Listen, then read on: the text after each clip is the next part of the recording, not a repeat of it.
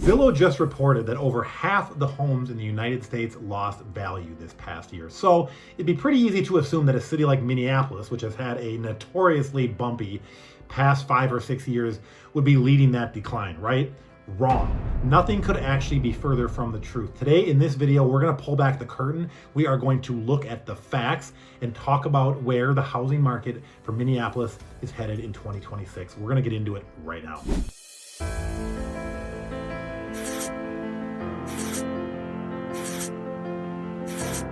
Well, if you've lived in Minneapolis for the past 5 or 6 years, you know exactly how heavy the local headlines have felt. And if you don't live here, you probably still know. We started with COVID in 2020, which led to George Floyd. And for the past 5 or 6 years, it has seemingly been one thing after the other here in Minneapolis.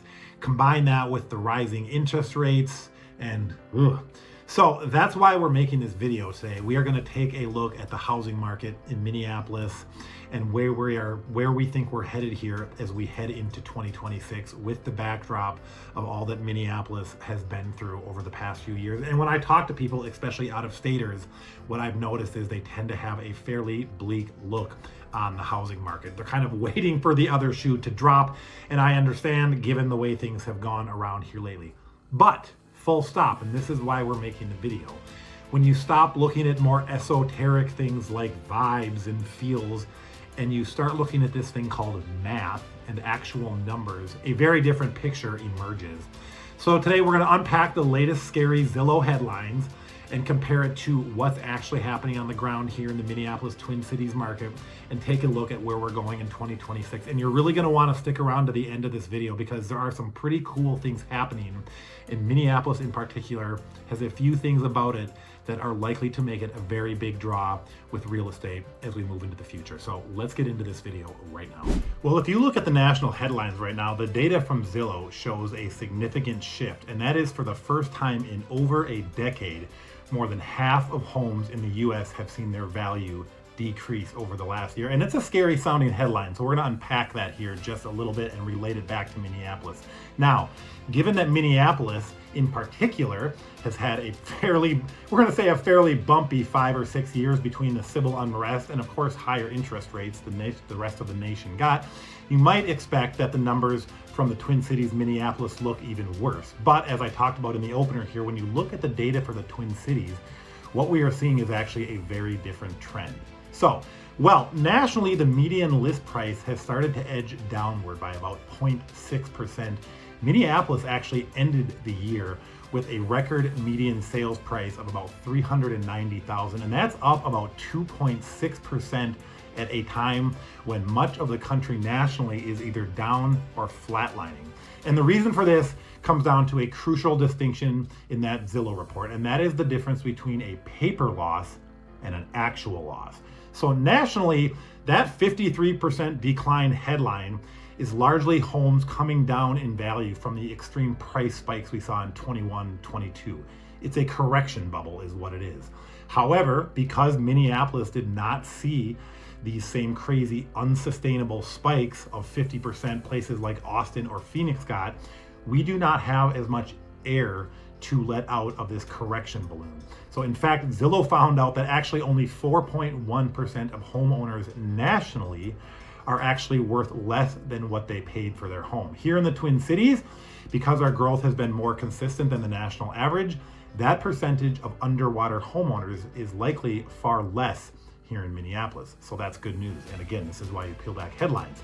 So while it's been a challenging few years for buyers and sellers alike to find their footing, the data very clearly, we call this math, my friends. The data clearly shows Minneapolis is demonstrating a level of stability that most other major metros are currently lacking.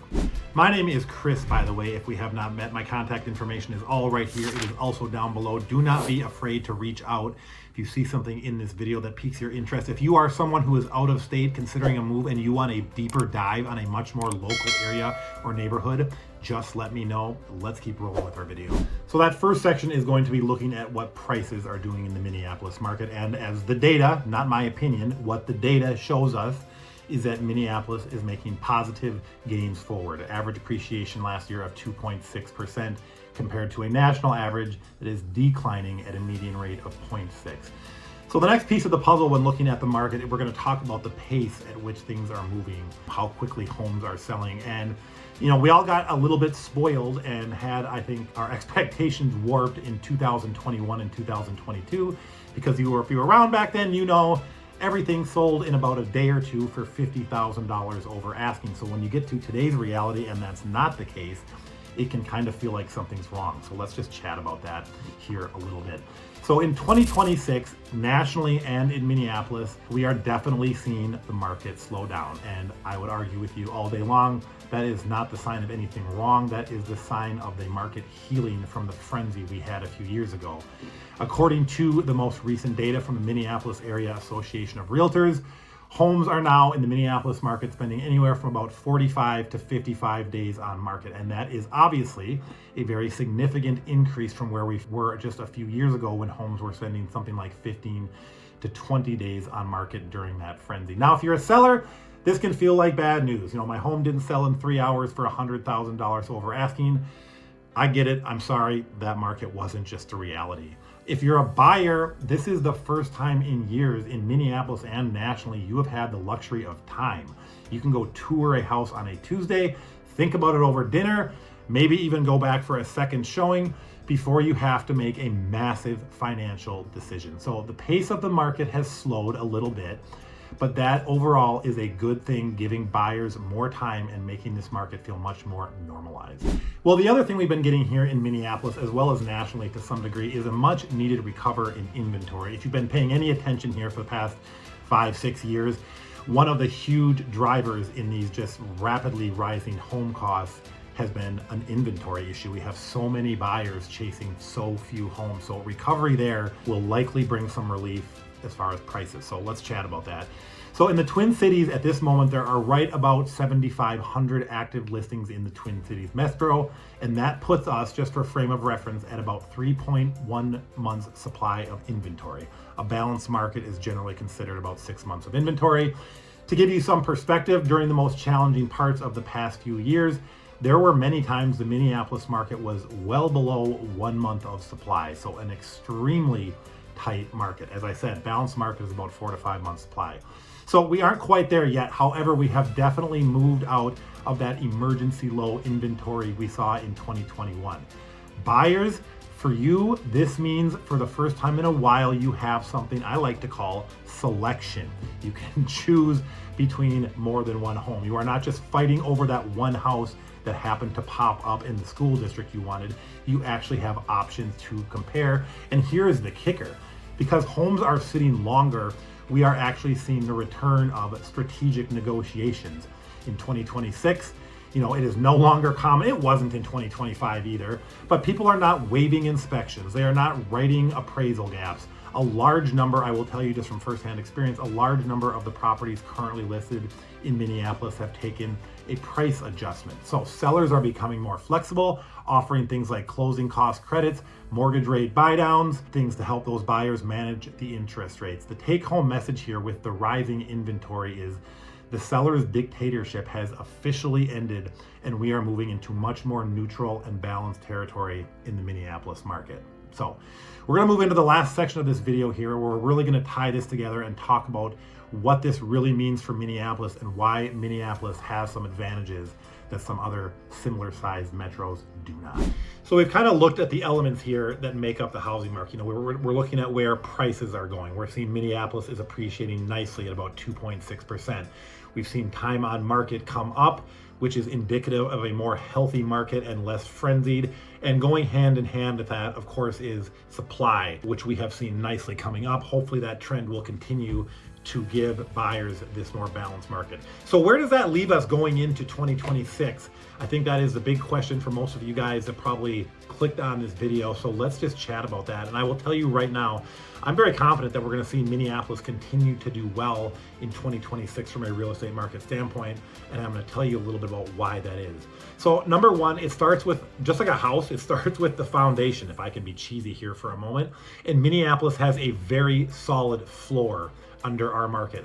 As we talked about earlier in this video on the prices, while certain parts of the country are seeing significant price reductions, Twin Cities just hit a record high median price of $390,000, and that does not happen by accident. It is the result of the foundation. It is the result of one of the most stable economies in the US. We have the highest rate of Fortune 500 companies per capita in the world. Our unemployment rate is at a stable about 4%. And what that does is it gives a very consistent and staple job base for this housing market that many boom or bust cities simply do not have. That bodes well for Minneapolis. Beyond jobs, we're seeing a bigger shift in why people choose to move here. According to the US Census Bureau from 2025, released just this year, Minneapolis, Minnesota, we officially pulled off a major demographic plot twist. For the first time since 2018, we have positive net domestic migration. We gained over 8,300 people from other US states last year, breaking a decade-long streak of losses. And again, that is domestic migration. That is not international migration. I've seen that get pushed back here. Furthermore, in the Minneapolis corner, we are seeing an increased demand for both value and climate resilience. And these are two areas where the Minneapolis market does very, very well. People are looking at places like the Sun Belt, places like Florida. They are seeing extreme heat, flooding. And it doesn't matter if you believe in this whole climate change thing. That's not what this video is about. The results, whether you believe in it or not, are extremely real in places like the Sun Belt and Florida. People are looking to get out of those places, avoid those crippling insurance costs. And Minneapolis, if you do any research, is very high on the radar for a climate-friendly place to live in the future. Huge draw, bodes well for the housing market. Beyond that, they look at our 7% lower than national average cost of living. That bodes well in our favor. And it's not just the cost of living, it's our housing stock as well. In fact, when you compare us to, sister cities like Chicago or Denver, what you will find is that your dollar goes significantly further. Minneapolis is roughly 22% less expensive overall than is Chicago, and it's almost 38% less expensive than Denver. So maybe now as we get to the end of this video, you can kind of see why I wanted to make it. So much of the noise on the national stage about Minneapolis, it has been negative. I have a lot of conversations with a lot of people, and my gut feeling, maybe I'm wrong, was just that nationally the perception was not so good for the real estate market. However, that's not the case. We just went through the data step by step. Price appreciation looks good. Months of supply is coming up to show a balanced market, and buyers, you now have more than 24 hours to pick a home. Looking at some of Minneapolis's unique factors, again, the stability, the value, the economy, the resilience, the desirability from a climate relocation standpoint, Minneapolis definitely has a lot of things going for it, and I think we're going to see that continue into the future. So always love to hear from you guys. If I miss something, what is it? Out-of-state friends, in-state friends, what makes Minneapolis so great or not? Where do you think this market is going? Contact information is all right here. It's also down below. Like I said in the beginning, especially if you are out of state and considering an area, if you would like a deeper dive on a specific suburb or set of town, all you got to do is drop me a line. My name is Chris. Thanks a lot for watching. We'll see you again in the next video real soon.